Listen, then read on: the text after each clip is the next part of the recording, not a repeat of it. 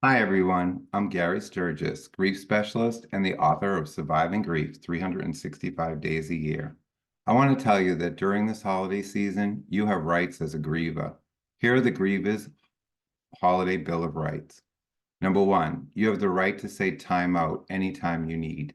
Time out to blow off a little steam, step away from the holidays, and have a huddle and start all over. Number two, you have the right to tell it like it is. When people ask, how are you? You have a right to tell them how you really feel, not just what they want to hear. You also have the right to smile and say you're fine, because telling them how you really feel isn't worth your time. Some people will never understand anyway. And number three, you have the right to some bah humbug days. You're not a bad person just because you don't feel like singing Christmas songs all day. And number four, you have the right to do things differently. There's no law that says you have to do Christmas the same way as you've always done it. You can send 10 Christmas cards instead of 100 or no cards at all. You can open your present at somebody else's house. You can do without a tree, and you can have pizza instead of ham or turkey. You can be creative and start a new tradition. And number five, you have the right to be where you want to be, at home or out of relatives, any city or state that you choose. There's no law that says you have to stay home and have to go someplace. You don't have to have snow for it to be Christmas. And number six, you have the right to have some fun.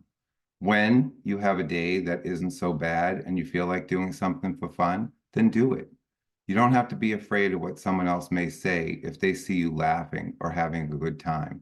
Laughter is every bit as important and healing as tears. And number seven, you have the right to change direction in midstream.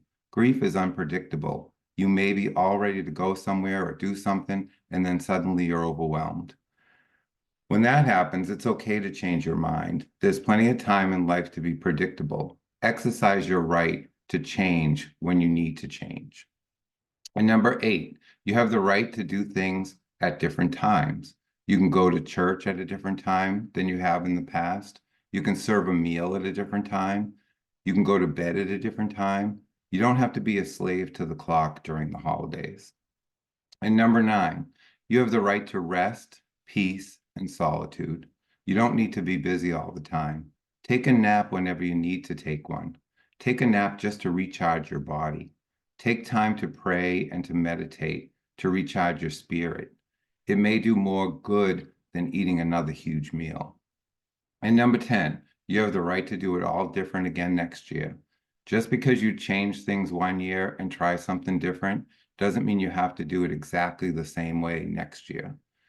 You have the right to change things how you want to change things. It's all up to you. If you haven't read my book, Surviving Grief 365 Days a Year, now is the best time to grab a copy. Grief is a process that happens one day at a time, if not one moment at a time. It can make you feel alone, but I want to remind you that you're not alone. It's my own experiences and those of many others I've encountered as a grief specialist and bereavement facilitator that I share with you in this book.